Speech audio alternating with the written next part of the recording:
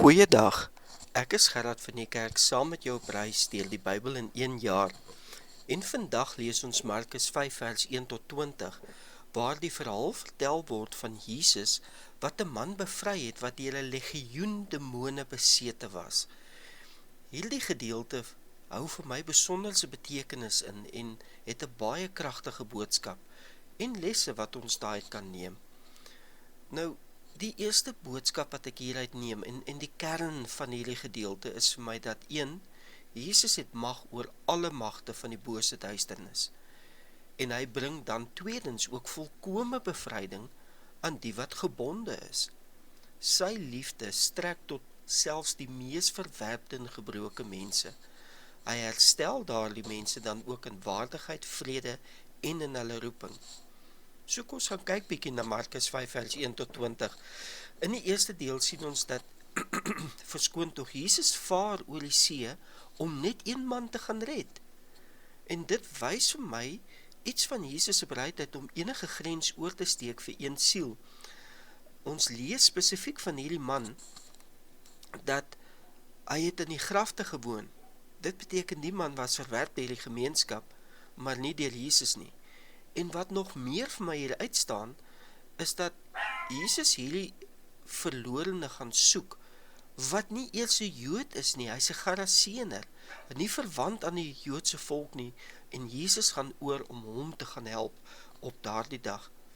Het laat my dink aan wat 1 Johannes 3 vers 8 sê, die Seun van God het juis hiervoor verskyn, om die werke van die duiwel te vernietig. Ek sien dan ook iets van in die vers 7, waar die bose geeste met Jesus praat en sê, ek besweer by God, moenie my pynig nie. Selfs die demone erken Jesus se gesag. En die bose gees, sy naam was Legio. Nou, dit hou verband met legioen, die grootste eenheid soldate wat jy in die Romeinse leer kon kry, wat bestaan uit so tussen 5 en 6.000 man. Jesus beveel hierdie geeste om uit te gaan en hulle gehoorsaam hom. Dit wys, Jesus Christus is sterker as enige geestelike mag of demoniese besetting, en omdat hy die bose oorwin het, kan ek en jy in hom en deur hom ook die bose weerstaan en oorwinning behaal. My hart raak sommer bly as ek dink aan Jesaja 61 vers 1, waar Jesus gesê het, later in Lukas, dink ek het hy dit gesê, toe hy sy bediening begin het, maar Jesaja het geskryf en gewys op Jesus, die gees van die Here is op my, om vrylating aan gevangenes aan te kondig. Hierdie man was gevange gewees deur die bose gees, hy kon nie 'n normale lewe lei nie. Psalm 107 vers 13 tot 16, gaan lees dit gerus. Hier gaan dit ook dat hulle het geroep tot die Here in hulle benoudheid, en dan as jy verder lees, sien jy, hy het hulle bevry van die duisternis en donkerde. Prys die Here, hoe groot is hy. Maar ek sien dan ook as ons vers 15 lees, dat nadat Jesus die bose uitgedryf het, het hy daar gesit en hy is by sy verstand. Hierdie man het Jesus nie net bevry nie, hy kom genees hom ook en hy bring herstel. Hy bring volkome herstel, emosioneel, geestelik, sosiaal. En die evangelie bring heelheid. Ek en jy het 'n verantwoordelikheid om dit te deel met die stikkende wêreld om ons.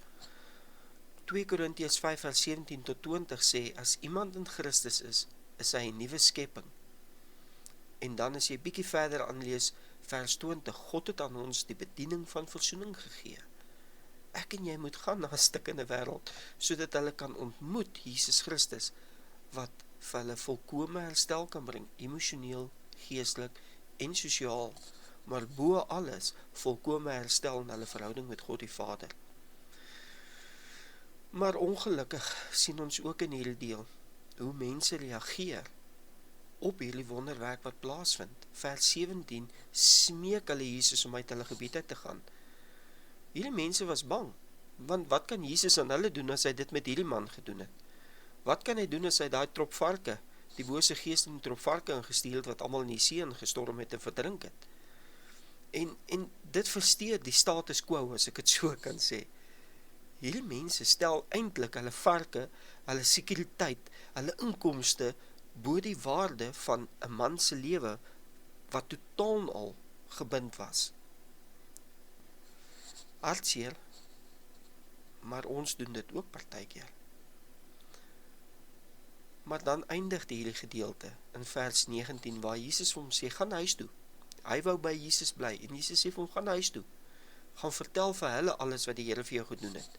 Nou dis interessant, tot hier sê die Here heeltyd, bly stil, moenie vertel nie. Want dit was in die Joodse nasie. Maar hier vertel hy, gaan. En hierdie is Jesus se eerste getuie, eerste evangelis en Decapolis.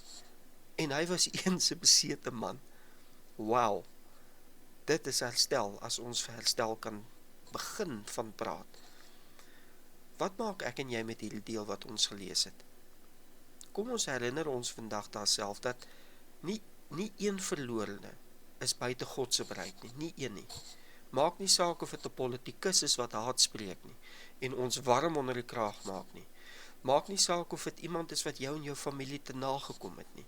Niemand, geen verlorene is buite God se bereik nie. Maar ons kan dit ook sien dat Jesus vir enige een volkome bevryding en herstel kan bring. En ek sien iets hier van my en jou getuienis, van hoe die Here ons kom herstel, bevry het en kom herstel het krag in die Heilige Gees, want ons almal kom uit 'n verlede uit waar ons nie in regte verhouding met God was nie. En daai getuienis het krag om ander mense te raak. En ongelukkig is die realiteit, wanneer ons tot bekering gekom het, party van ons het ervaar, ander het dit dalk nie ervaar nie, maar baie mense verstaan nie jou verandering nie. Maar ten spyte van dit, het ek en jy steeds 'n verantwoordelikheid om met hulle die goeie nuus, die evangelie van Jesus te vertel, van wat hy vir ons gedoen het, en dat hy dit ook vir hulle wil doen. Groete, seënwense, mag jy 'n mooi en 'n geseënde dag vandag geniet.